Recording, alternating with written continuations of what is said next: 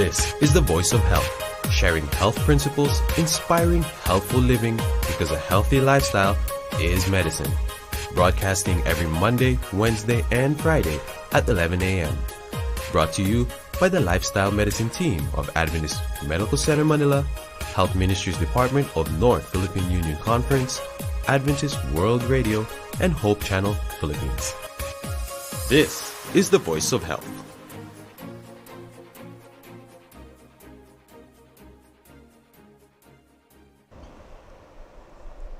Isang masaya, masigla at mapagpalang araw po sa inyong lahat mga kaibigan. Welcome po muli sa inyong programang naglalayong tugunan ang inyong physical, mental at spiritual na pangangailangan. Ito po ang Voice of Health, tinig ng kalusugan, trumpeting seven's prescription that lifestyle is medicine. Kami po ay patuloy na nagpapasalamat sa inyong walang sawang pagsuporta, pagtangkilik po ng ating programang ito at pagpapatuloy po sa inyong mga tahanan.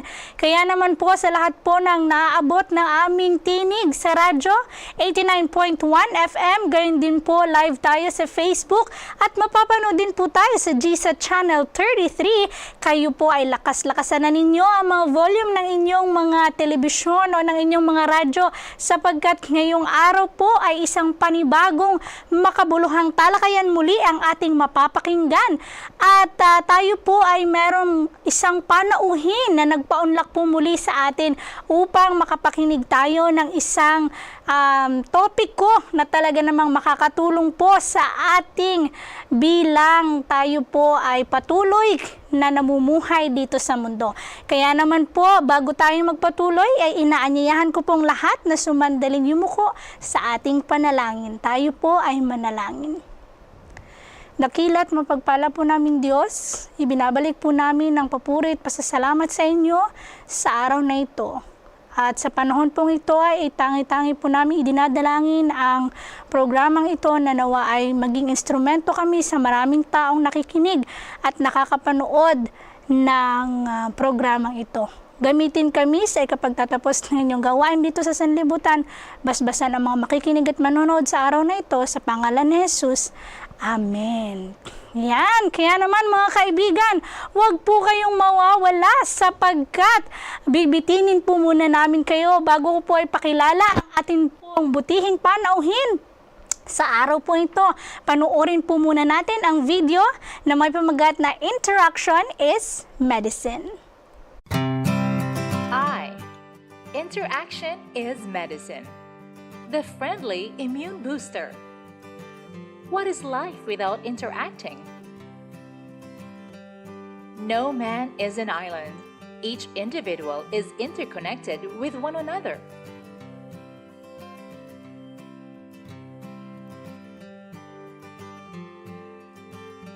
Interaction improves mental health, boosts the immune system, promotes physical health, strengthens family ties and social relationship, reduces mortality risk.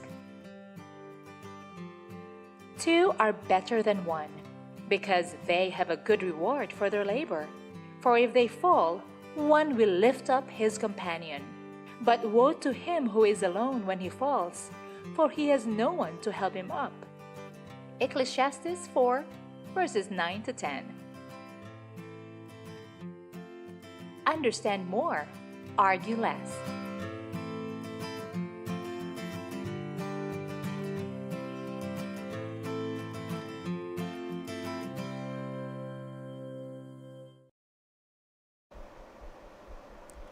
Nagbabalik po ang inyong programang Voice of Health. Kanina po ay napanood ninyo na napakahalaga ng usapang interaksyon. At sa video pong yan ay talagang nagpapakita na no man is an island, ika nga nila, no? Kaya tayong mga tao ay talagang natural sa atin ang pakikipagkapwa-tao, interaction natin tinatawag. Kaya naman mga kaibigan, nais ko pong ipakilala sa inyo ano po ang ating butihing panauhin. Ngayong araw na ito, siya po ay isang faculty member ng Manila Adventist College At ang kanya pong pangalan ay si Ma'am Carolyn Diaz Fiñones, isang registered psychometrician, guidance counselor, and nakapag-Masters of Education din po siya. Kaya naman, Ma'am Carol, bumati po tayo. Isang magandang araw sa ating lahat. Ako ay nagagalak na muling magbalik. Ito ay isang bahay na rin para sa akin, ang Voice of Health. At alam kong kayong mga nakikinig ay nandyan at tayo po ay may pag-uusapan talagang napakahalaga. At natutuwa ako na kami ay nagkaroon ng slot for this dahil ngayong September po ay talagang Suicide Awareness and Prevention Month. So alam ko na meron na tayong mga narinig na mga talakayan tungkol dito, pero mas paigtingin natin dahil yun talaga yung adhikain natin na mas mapalawak ang kaalaman ng bawat isa, especially pagdating sa ating kalusugang pangkaisipan. Ayan, kaya naman po isang malaking pribilehyo po na ngayong araw na ito makakapakinig tayo ng kanyang topiko na may pinamagatang Hear Me, Hold Me, the Healing Power of Connection. Kaya naman, without further ado, ano ba itong Healing Power of Connection, Ma'am Carol? Yan. So, katulad ng nabanggit ko kanina, dahil tayo ay pinaiigting natin ang ating Suicide Awareness and Prevention Month. Sa ating mga nakikinig, kung meron po kayong pinagdadaanan or meron tayong mga kapamilya at kayo po ay nadatnan ng ating mensahe ngayong umaga, kami po ay very much willing to be of help and to be connected with you. Ayan. So, kung meron mang sumaling sa inyong mga puso at kaisipan dahil sa usaping ito ay very much open po tayo na pag-usapan kung ano man po ang inyong mararamdaman sa ating usapan ngayong umaga. So, Hear Me, Hold Me, the Healing Power of Connection. Misay, alam mo, ang usaping suicide ay talagang napakalaking public health problem. Yun nga lang, most of the time, neglected. Kaya naman sa ating Republic Act 11036, kung tama ako, 11036, something like that, ay pinaigting talaga ang ating mental health awareness. Unfortunately, marami pa ring mga kababayan tayo, sabihin natin mga kababayan, na medyo hindi pa rin sa kanila open pagdating sa mga usapang mental health problem. At usually, ang nagiging tragic end pag meron tayong mental health issue, eto nga ang suicide, which is yun talaga ang nais nating iwasan. Dahil statistically, meron pong, I think sa latest kong check, per PNP natin, ang report ay meron tayong 2,000 na suicide cases from January to June of 2025. So, alarming po siya. Supposedly, hindi siya ganong karami. At meron po tayong paraan para hindi dumami pa. Yun nga lang, bubuksan po natin talaga yung ating kaisipan pagdating sa usaping ito. So, uli, gusto kong i-emphasize, gusto kong idiin sa atin na ito ay pwede nating mapigilan. Okay, sa anong paraan? Yun nga, yung connection or yung interaction na meron tayo sa ating kapaligiran. So, kung meron tayong mga closest friend, close family, mga work besties, mga ganun, mas maganda meron tayong ganun para tayo ay makaiwas. So, ang challenge kasi natin, Miss Zai, okay, so kanina nabanggit ko na yung statistics sa Philippines, babanggitin ko din ang statistics worldwide per World Health Organization. So by this time, by March, on March 25, 2025, ang recorded po nating statistics ay meron daw tayong 720,000 na suicide cases every year. So, medyo malaki po talaga siya. At ang suicide is the third leading cause of death among 15 to 29 years old. So, basically, ang ating mga victims dito ay 15 to 29 years old. Mga bata, sayang ang buhay, Miss Sai, sayang ang buhay. Pero, hindi rin ibig sabihin na pag 30 years old or pataas ka na, ay exempted ka na. Marami pa rin naman. Average lang po ito na 15 to 29 years old. So, kung meron tayong mga kabataan na nakikinig na sa atin ngayon na nakakaranas ng ganitong sitwasyon, Muli, nais kong ipaalala na help is available for you. Kung meron man tayong mga kapamilya sa ating mga magulang, maging observant din po tayo sa ating mga anak. At sa bawat isa, pwedeng anak sa magulang, magulang sa anak, kapatid sa kapatid, maging observant po tayo sa ating mga kapamilya. Okay? So sabi din dito sa World Health Organization, 73% of global suicides occur in low and middle income countries. Kasama tayo doon, kaya medyo mataas talaga yung ating suicide rates. Okay? So, ano ba ang reason? Mahihinang nilalang lang kasi yan. Mahihinang nilalang yan. Usually, naririnig ko yan. Mahihina yan. Nung panahon namin, wala yan. Hindi tayo sure. Baka hindi lang recorded statistically. Actually, way back, talagang na-foresee na ng ating mga experts, kasama na dyan yung ating mga mental health professionals, no, na itong magiging lead from, I think, 13th or basta nandun sa medyo ibaba pa, sabi nila mukhang ito yung magiging leading cause of death pagdating ng gantong time. Okay? So, and it's happening actually. So, ibig sabihin, mabilis yung rate, yung pagtaas ng rate ng ating mga suicide cases. Kaya talagang paihigtingin po natin na ito po ay mapababa. So ano yung mga reason kung bakit nakaka-experience po tayo ng mga ganito?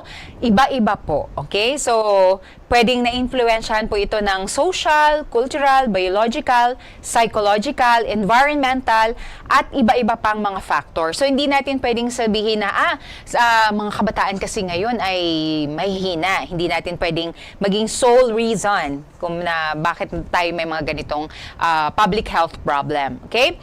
For every suicide, there are many more people who attempt suicide. Yung mga recorded na cases, yung mga nag-succeed sa kanilang suicide attempt, covered pa yan, ma'am. Sa ilalim niyan ay marami pang mga suicide attempts. Okay, so ganun po kaseryoso. At ako po, personally as mental health professional, I've been handling people who had their first one is suicide ideation.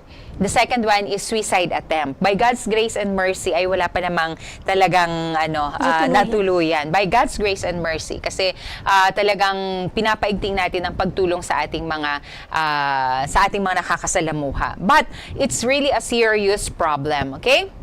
So, very important yun. Kung meron po tayong kapamilya na meron ng attempt in the past, mas lalo po tayong maging mapagmatsyag sa kanila. Mas maging supportive sa kanila. Mas maging connected po sa kanila. So, the more na meron po, nararamdaman natin na meron pinagdadaanan ng ating kapamilya or ang ating mga kaibigan, the more po na mas kailangan connected po tayo sa kanila. So, katulad ng sabi ni Ma'am, yung title natin, There's a Power Healing in Connection. So, yun po yung pinakatumpok ng ating pag-uusapan ngayong umaga. So, tayo, kailangan ba nating maging professional, Miss Sai, para makatulong?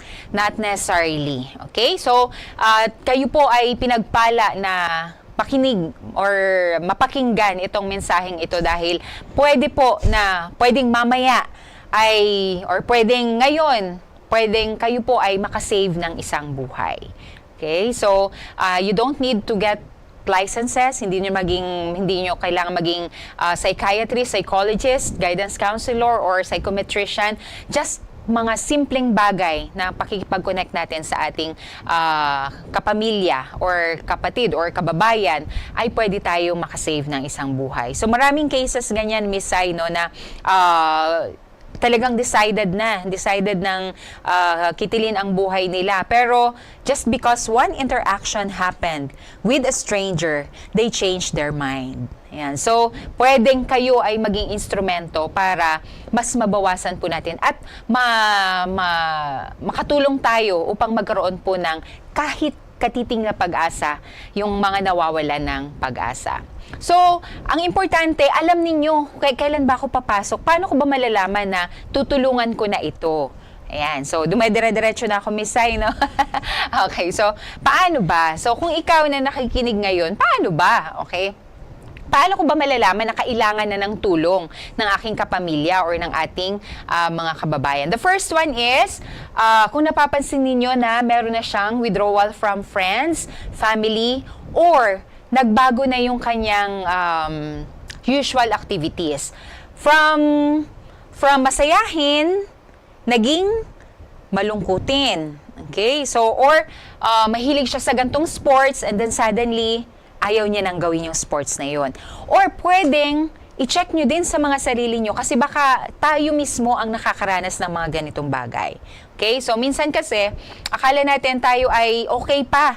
Hindi natin na-admit natin sa sarili natin na hindi na pala ako okay. Kaya kung mapapansin niyo meron tayong laging nakikita na reminder na it's okay not to be okay. Okay? So, ang challenge nga kasi doon dahil sa setup natin, medyo tabu pa or hindi talaga open yung mga nasa paligid natin. Ayaw nating pag-usapan. Ayaw nating ma-judge, di ba? So, hindi natin sinasabi. Pero, in case you are in that position once again, it's okay not to be okay. And it's alright to talk about it. Okay? So, yun. Pangalawa is, so pag may withdrawal na, no, parang ayaw niya, wala nang gana sa buhay. It could be one sign, just one sign. The second one is expressing hopelessness, worthlessness, or feeling like a burden. Like, for example, aalis na lang ako kasi pabigat na ako sa inyo. Okay? Or wala na akong kwenta. Mga ganong thought processes na vine-verbalize nila o yung nababanggit nila. Pero ibig sabihin, yun yung tumatakbo sa kaisipan nila. And mahirap talaga na that feeling of worthlessness, mahirap siyang dalhin. Okay? Ikaw ba naman, pakiramdam mo wala kang kwenta. So, mabigat siya. So, mabigat siyang dalahin. Okay? And that feeling of hopelessness na wala nang pag-asa to. Wala na, mga ganon. So, be very vigilant sa mga ganong salita na maririnig natin. Next one is, there's a sudden mood change. Especially, kalmado siya after ng sobrang deep sadness. Yung parang iyak ng iyak. Basta there's a deep sadness and then suddenly, medyo kumalma siya. Okay? There's a sudden change on that mood. Pwedeng maging sign din yon. Okay? Next, we have talking about death. Ayan, disappearing or being better off gone. Parang mas maigi ng wala ako, yung mga ganon. Okay? Minsan, sabihin natin, ang drama-drama mo naman. Parang, or ikaw, masyado kang, papansin. Ayan, that's the term. Kaya yung iba, they'd rather not speak because nalilabel natin sila or natatag natin silang mga ganon. Papansin ka masyado or naku, masyado kang, ito yung lagi kong naririnig na masyado kang mahinang nilalang. Ayan. So, papansin, mahinang nilalang. So, they'd rather not speak about it.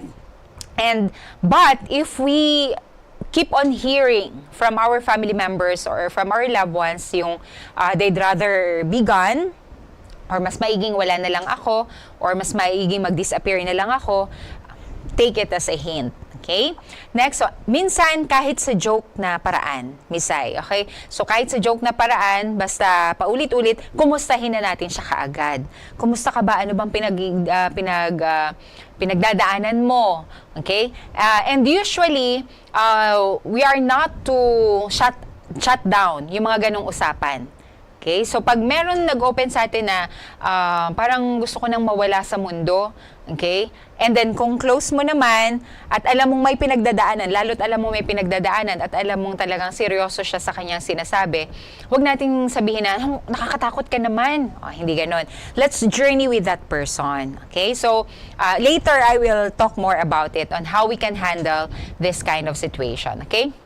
And then, if the person is giving away possessions or saying goodbye, ayan. So, out of the blue, no, naghabilin sa'yo ng mga ari-arian niya. Sana, ito sa'yo na to, ito sa'yo na to. Sana alagaan mo ng maigi. So, if it's out of the blue and no reason at all, hindi naman siya mag-a-abroad, hindi naman siya aalis, pero pinagkatiwala niya na yung mga importanteng bagay sa iyo, take it as a hint that that person might be struggling. Okay?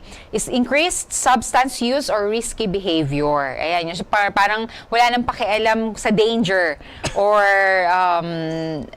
nilululong na lang niya ang kanyang sarili sa mga substance. Pwedeng alcohol, pwedeng drugs, pwedeng smoking. Okay? So, it's a sign as well. And then, difficulty sleeping or sleeping too much, maghapon nakatulog, or the other way around, hindi natutulog. Okay, that could be a sign. And loss of interest in things they once enjoy. Yun na yung nabanggit ko kanina. So, pag meron po tayong mga napansin ng gantong bagay sa inyong sarili, sa inyong kapamilya, sa inyong mga kakilala, it could be a sign that the person is struggling. Okay? Ayan, so kanina po ay napahapyawan tayo ni Ma'am Carol na talagang masasabi natin na mental health is not a joke. And then meron akong isang na-pick up doon Ma'am Carol, we should not shut down. Kapag meron tayong naririnig, kasi usually ang tendency sa atin, wag mo na kasing pag-usapan, di ba? Pero hindi po pala, mga kaibigan, mga nakikinig po, dapat makinig tayo. At samahan natin, ang sabi nga ni Ma'am Carol kanina, ay journey with them, regarding doon sa kanilang pinagdadaanan. Ito yung mga bagay na, ilan sa mga bagay na sinyales po, na ang isang tao ay parang may pahiwatig, na meron siyang plano o balak na mag-suicide. Ngayon, nalaman po natin ang mga sinyales, paano po tayo makakatulong? Sabi niyo nga po kanina, hindi naman natin kailangan na maging professional pa upang tayo ay makatulong, o kailangan mag-take up ng psychology courses, o kaya naman ay mag-masters sa ating mga sarili bilang tayo, mga tao, ay makakatulong din tayo. Paano ba, Ma'am Carol? Yan, okay. So, ito na ang mga paraan, kahit hindi tayo professional, but in cases na meron tayong makakasalamuhan ng mga struggling person, ito yung mga pwede natin gawin. Unang-una, sa title natin, Hear Me. Actually, these people who are struggling, they are also calling for someone who can hear them. Okay? And when we say hear them, we don't just stop and pause and hear them. We listen to them. Ayan. So, iba yung narinig natin sila. So, maganda yun, na narinig natin sila. Pero after natin na marinig natin sila, we have to listen to them. Okay? Pag sinabi nating listen, it's not just dumaan yung sound sa inyong tenga, but you intentionally sit with them and journey with them. Ayan. So, you listen with them. Paano? Okay? So, in listening, you have to listen to understand and not to fix. Alam mo, nalulungkot ako, Miss Sai. Usual challenge ko, lalo na ang mga hinahandle natin ay nasa ages between 16 to 22, 16 to 24, mga ganon. Prone talaga sila. And I've been handling many cases. Ang nakakalungkot sa aking damdamin is that when it comes to I have to talk to the parents, minsan ang nagiging challenge natin yung parents. Okay? The openness of the mind of the parents or the guardian. Nakakalungkot po kasi itong ating mga kabataan, they long for someone to listen to them. Pero pag narinig na nila sa family na, ay naku, gastos lang yan. Okay? Kasi ngayon, ang nakakatuwa naman sa mga kabataan natin ngayon, open na rin naman sila na, ma'am, I need professional help.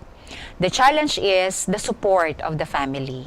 Okay, so, which is, I understand kasi mahal talaga when it comes to mental health intervention. Medyo challenging. Pero yun naman ang purpose ng ating mental health law, hangga't maaari pababain at maging accessible sa bawat isa sa atin yung mental health support. Pero yun talaga. So, tayong mga magulang, mahirap tanggapin. Naiintindihan ko naman yun. The parents naman on the other side, naiintindihan ko siya. Kasi, halo-halo na yun worry para sa anak, paano ba ito, paano yung family namin. So, may effect talaga sa family din kapag ang isang kapamilya ay nakakaranas ng ganitong challenge. Pero, tayong mga magulang, hindi na natin kailangan gumastos pa minsan sa ating mga mental health professional if may access po sila sa inyo. Na alam nila na when they struggle or kung meron silang mga lapses, meron silang magulang na matatakbuhan. They can speak, kaya nilang kausapin. So, mahirap. I know it's hard, but when we talk to our children, to our loved ones who are struggling with mental health issues, talagang it's an intentional. Kailangan natin silang intindihin at wag po tayong ma-burden na i-fix natin yung ating kapamilya. Ibig sabihin, hindi natin goal na siya ay maging okay right away. Okay, minsan by talking, nagiging okay yung ating mga client. Okay, ang tawag natin doon ay talk therapy. So kung sila ay makakapunta po sa inyo at makakausap kayo, although I understand there are counseling techniques na mas therapeutic, pero tayong mga non-professional, just simply listening to them and not really fixing them, okay na po yun. Ayan. And the second one is to validate the feelings. Kasi the more na na-invalidate yung damdamin nila, the more it becomes harder for them. When we say validate, i-acknowledge natin kung ano yung nararamdaman nila. Pag sinabing, ang bigat ng pakiramdam ko, ang lungkot-lungkot ko. Okay. Ang tendency natin, ba't ka pa malulungkot? Meron naman tayong bahay, meron tayong pagkain, meron tayong bakit kailangan mo pang maganyan? Ba't kailangan mo pang magdrama? Naku, wag naman po sana, tanggalin na po natin yung mga ganong reaction sa ating mga kapamilya, no, na nakakaranas. Kung sila po ay nagsabi na or nagkulong na sa kwarto, ayaw nang makipag-usap, nagwi-withdraw na sila socially, ay acknowledge natin kung ano po yung nararamdaman nila. Dahil lalo na po ang clinical depression, hindi po siya madaling dalhin para sa isang tao. Okay? Next one is avoid minimizing, okay, which is very common. Nabanggit ko na kanina yung ako nga dati, ayan.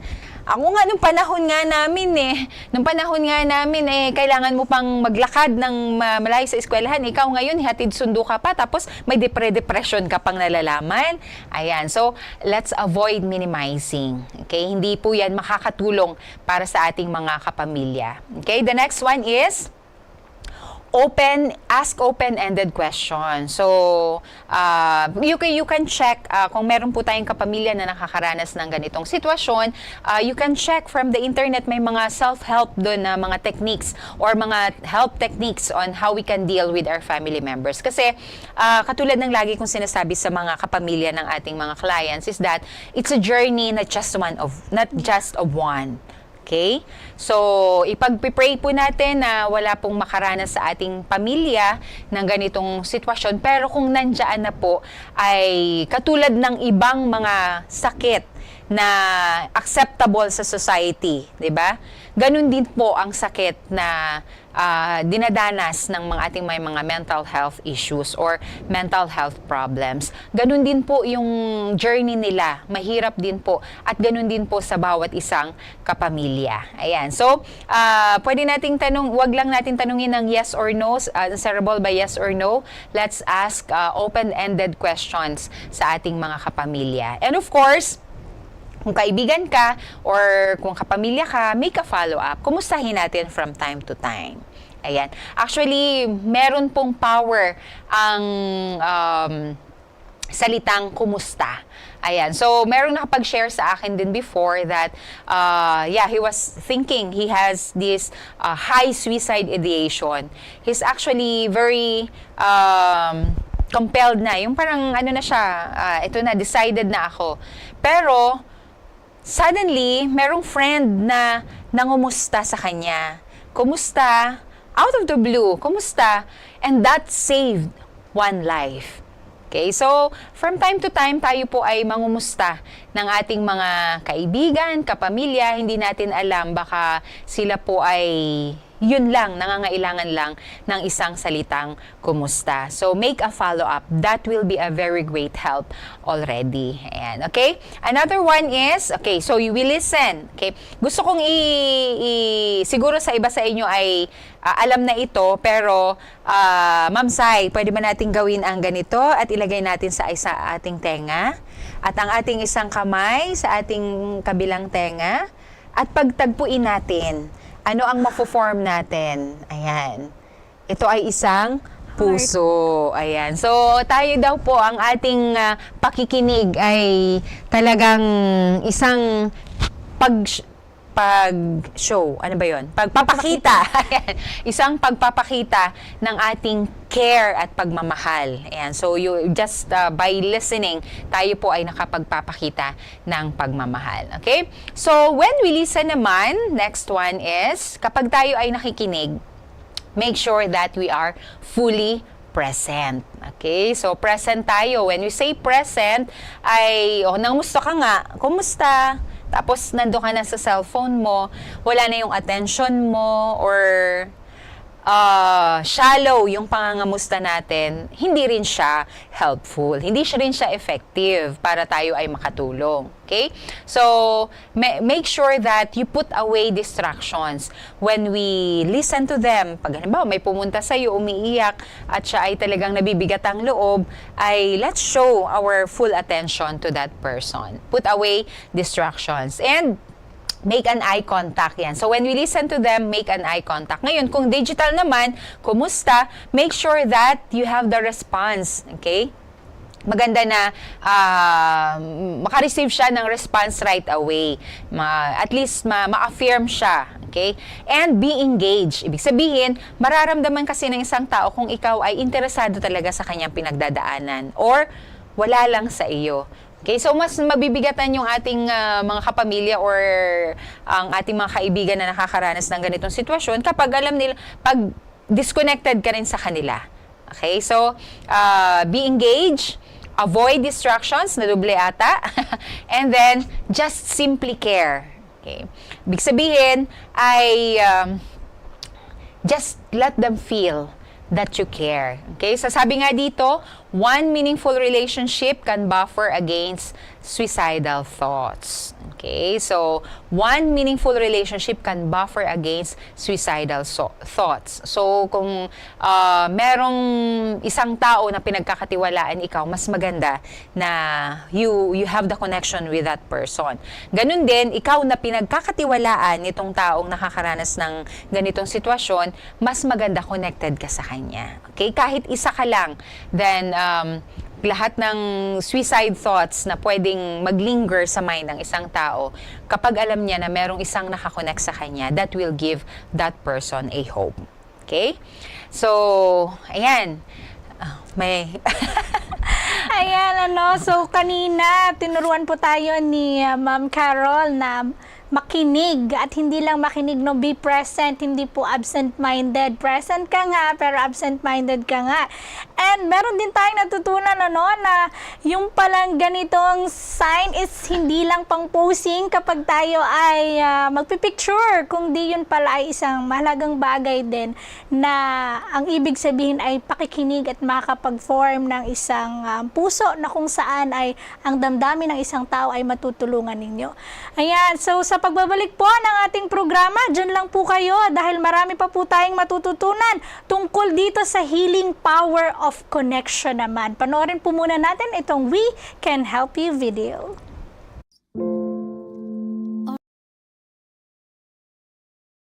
Are you suffering from heart disease, diabetes, hypertension, obesity, stroke, anxiety, and other lifestyle diseases?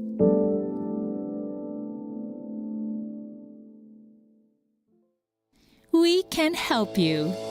Join our Lifestyle is Medicine intervention program.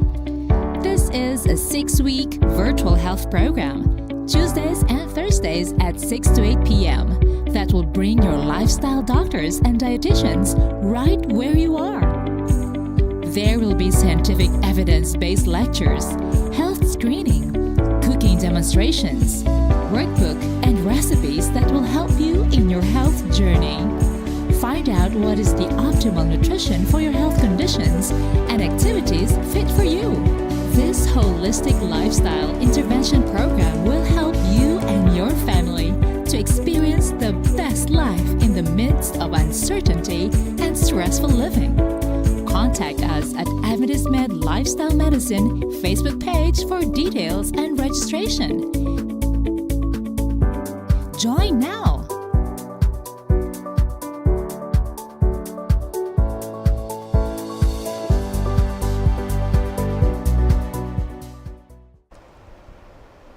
Nagbabalik po muli mga kaibigan ang inyong programang Voice of Health. Kanina po ay talagang napakaganda na ng ating diskusyonan tungkol po sa mga sinyales ng suicide at kung paano po tayo bilang isang individual na mamamayan na makakatulong po sa mga taong nakakaranas o kahit sa ating sarili na pwede din natin itong gawin na kung paano natin matulungan ang ating sarili. Ngayon naman po, ano ba ang kaugnayan ng koneksyon sa healing o kagalingan when it comes to suicide? Ayan, Ma'am Carol. Yan, okay. So, doon na tayo sa pinakamagandang kaalaman.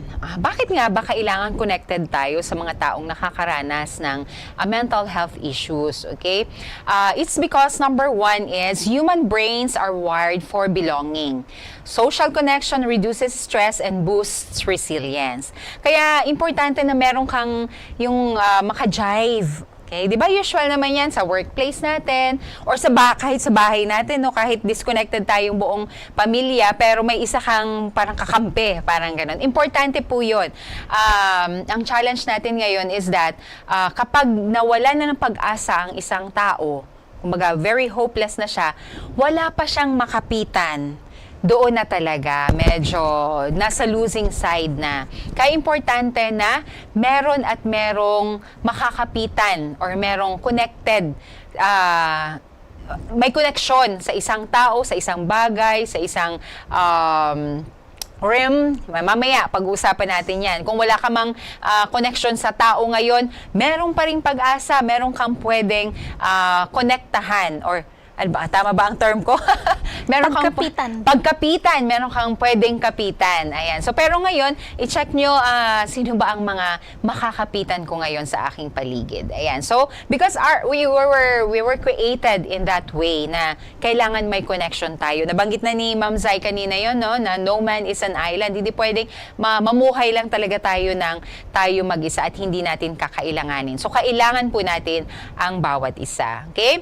The second one is kapag syempre connected ka sa isang tao at yun ay makikinig sa'yo, mag-empathize sa'yo, makikipag-journey sa iyo, ay nakakatulong yun para kumalma yung ating response ng katawan. Di ba, even sa workplace natin, kapag medyo stress ka, i-rant mo lang siya, the term ngayon ng mga kabataan, i-rant mo lang siya, okay ka na.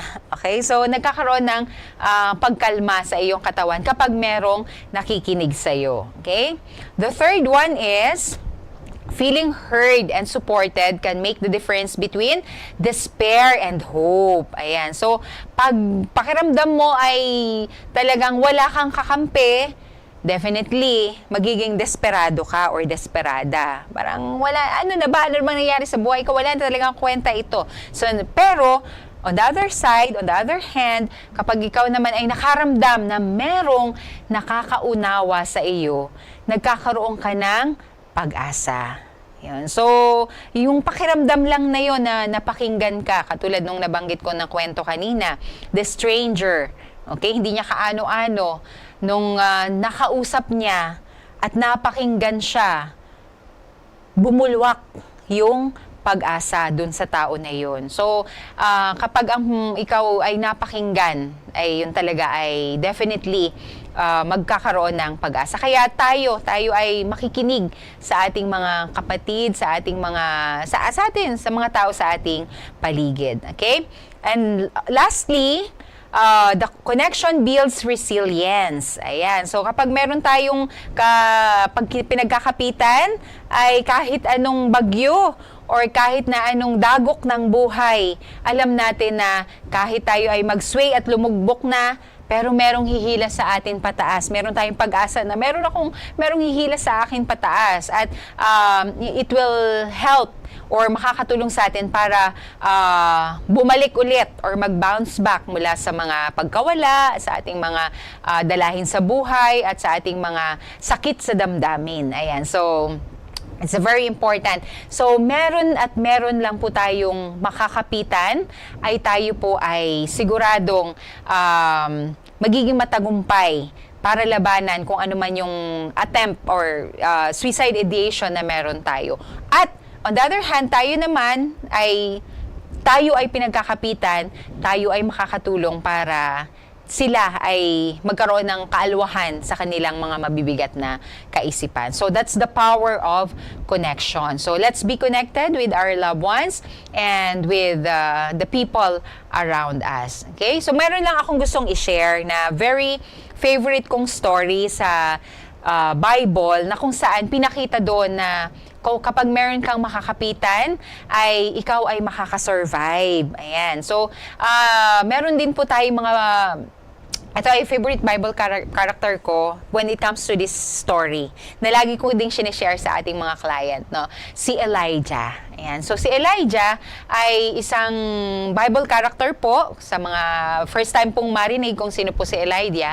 Si Elijah po ay isang Bible character kung saan nakaranas din po siya ng depression. Okay? So, syempre, during his time, wala naman talagang magda-diagnose na clinical depression. But the signs and the symptoms ay talagang magsasabi na nagkaroon siya ng depression. Okay? As a response sa as his reaction sa isang dagok sa buhay. So, ang ginawa niya, siya ay nagtago. It's because of the fear and the anxiety.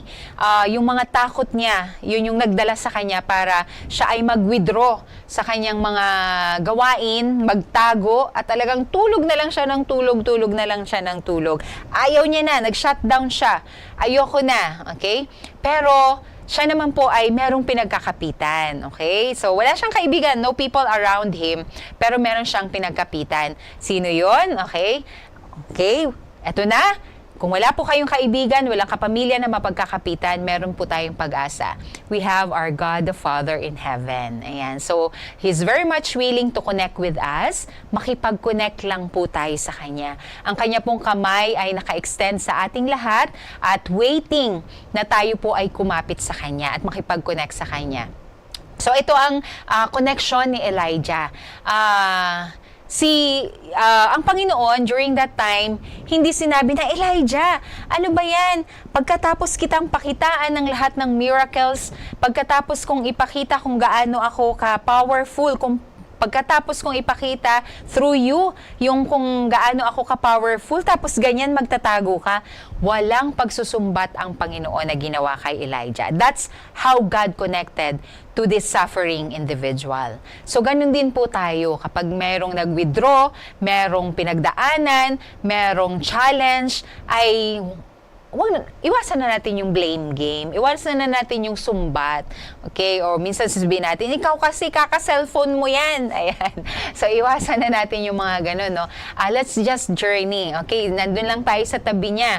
Ganun ang Panginoon kay Elijah. Nung siya ay nandoon sa nagkukubli at nagtatago sa isang place na talagang ayaw niya na, disconnection ang gusto niya at withdrawal from the people around, ang Panginoon ang lumapit sa kanya. Pinadalhan siya ng mga pagkain at siya ay gigising na lang siya na meron siyang pagkain at nag-antay ang Panginoon na siya ay maging okay. Ayan. So, ganun ang naging patient ang Panginoon na siya ay maging okay.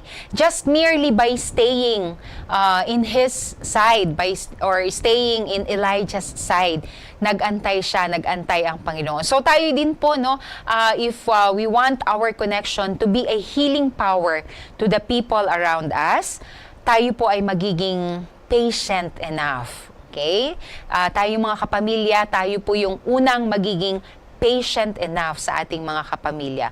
Pero ulit, naintindihan ko ulit, Ms. Zay, no? Kasi ang challenge nga minsan ay may challenge tayo, tapos may challenge yung pamilya natin. So, hindi natin alam i-handle ang sarili natin. Paano natin malalaman i-handle yung ating kapamilya? So, very important po na meron din tayong self-help so that we can help others as well. Okay? So anyway, going back to the story of God and Elijah, ayun, kung pwede niyo pong basahin sa Bible, napakagandang storya. So, naging okay siya.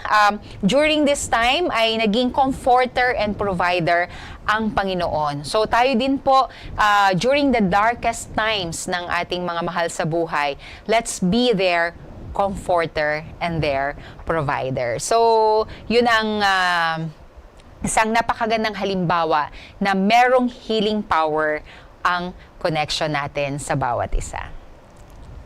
Yan, tunay nga pong napakaganda ng ating talakayan ngayong umaga. There is really healing in connection and interaction with people around us, and not just only to people around us, but most especially to our God. Just like the story that Ma'am Carol shared to us about the story of Elijah, even though he's a prophet, po, ma'am, kung iisipin na natin mataas na katungkulan na anak ng Diyos, po, isipin natin na bakit nagkaganon ang taong ito. So, wala pong exempted when it comes to mental health struggle. Maari po na tayo mismo sa ating sarili ay suffer hindi lamang sa kaibigan natin o mga kakilala natin. Kaya talagang napakahalaga po ng connection and yung pong pagiging present and yung interaction natin. Yeah. So let me just share as well, Ma'am Carol, in the book of Psalms, chapter 46, verse 10, ang sabi po doon is, God is our refuge and strength, a Yes. very present help in times of trouble. So whenever we are perplexed, whenever we are bothered with different thoughts, ay isipin po natin itong verse na ito na we have a living God who can really protect us in times of trouble. Ang oras po natin ay talagang nagtutumulin, At kanina ay nagsisimula lamang po tayo o magsisimula pa lang ng diskusyon na natin.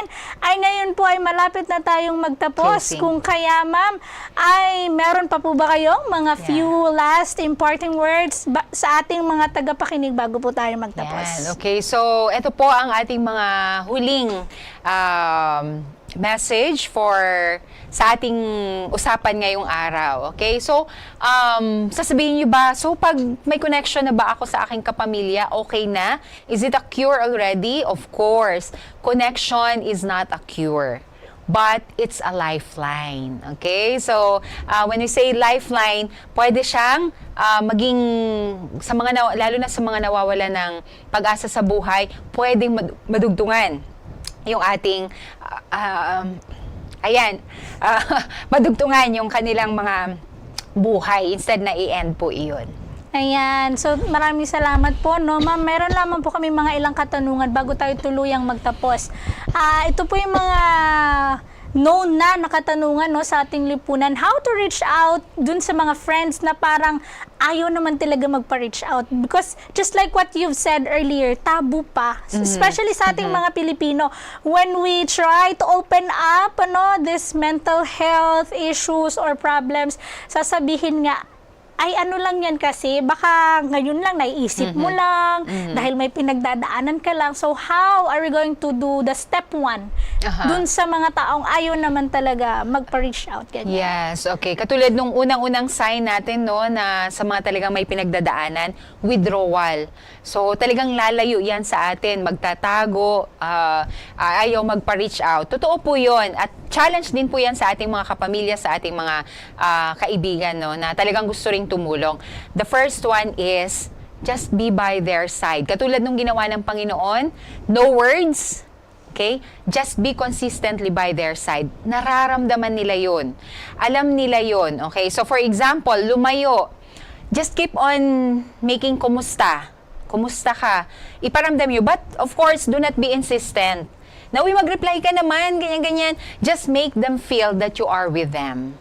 Okay, ito yung mga words na pwede nyong sabihin sa kanila. If you're ready, I'm just here. Okay, kung ready ka na, I'm just here. Or mga words like, I know you're not okay. O, let's validate their feelings. I know you want to be alone. Alam ko na gusto mong mapag-isa, but tandaan mo na nandito lang ako. Okay, so tayo din, let's just be ready na, kasi hindi po talaga madali. Hindi madali na merong pinagdadaanan ng isang tao. They will be irritable. They will sometimes hate you for no reason. They will withdraw from your presence for no reason. Pero matutulungan natin sila merely just by letting them feel that you are with them. No words, okay? Just assurance that you are with them. Okay? So, yun yung pinaka, doon. I-message natin ng ganong mga mensahe na, I know, hindi ka pa ready ngayon. I understand that you're going through something. But, when you're ready, I'm just here. Okay? So, pwede rin tulungan natin sila or sa kaalaman din ng lahat, meron naman tayong help is available through 911. I-dial lang daw po ang number 4 kapag ang usapan natin ay tungkol sa mental health challenge natin. Okay? So, let me also share this Bible text, no?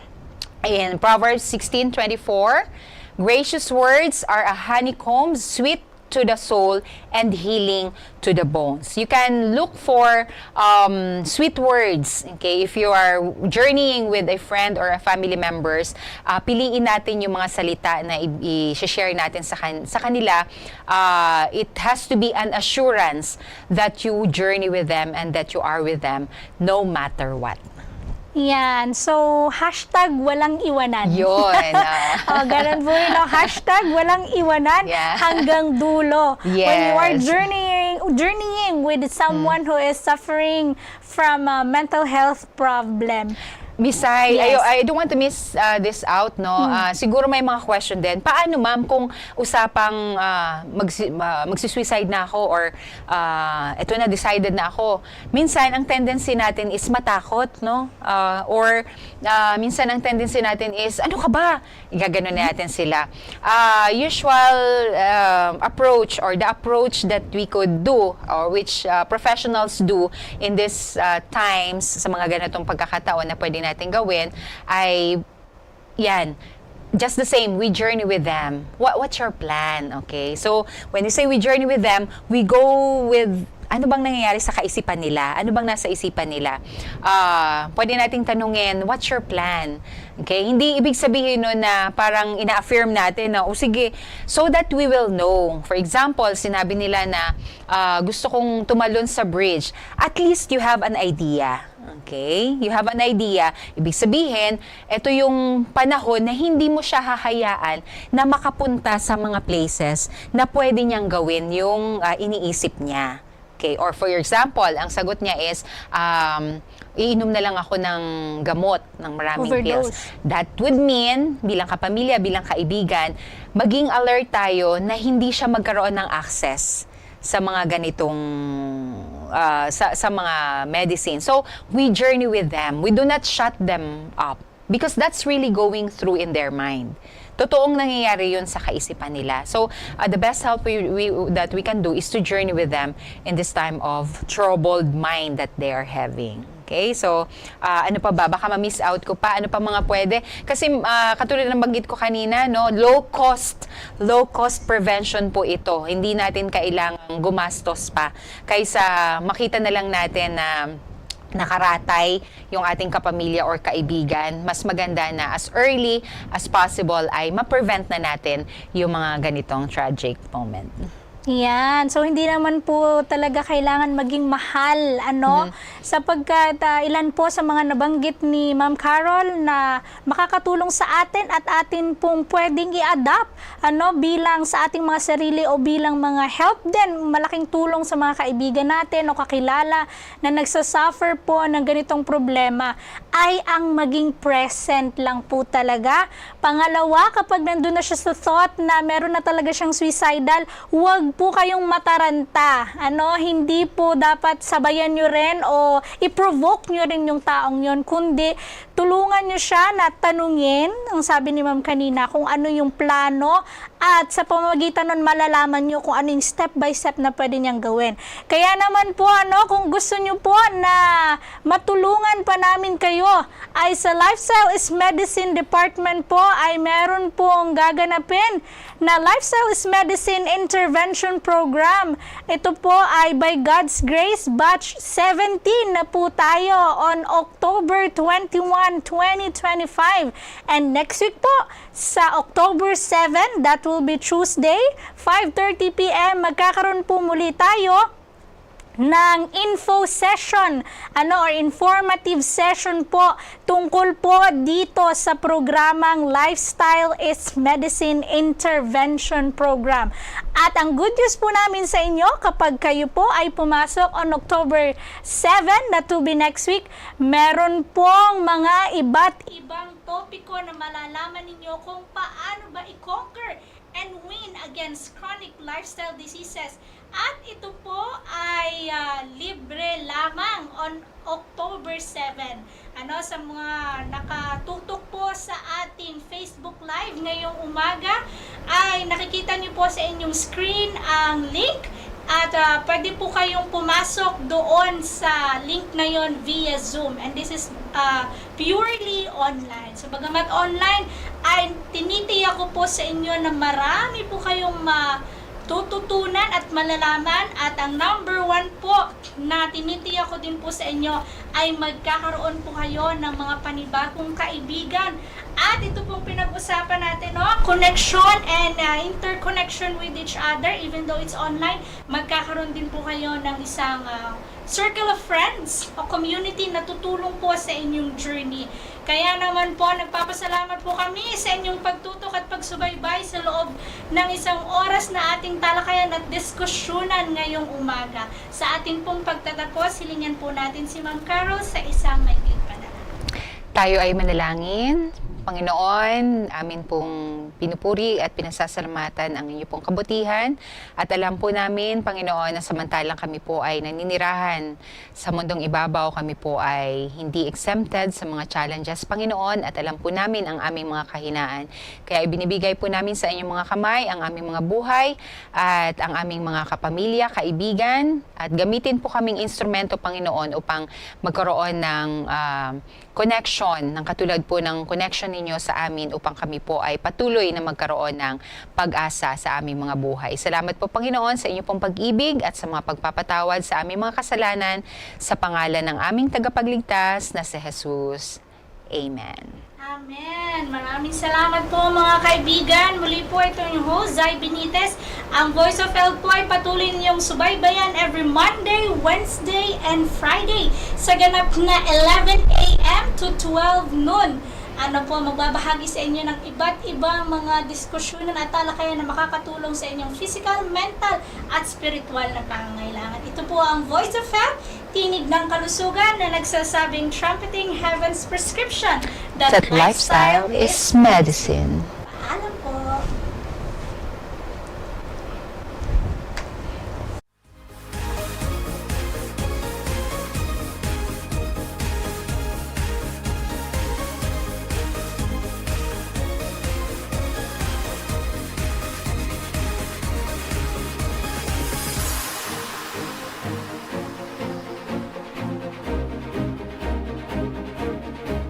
This is the Voice of Health.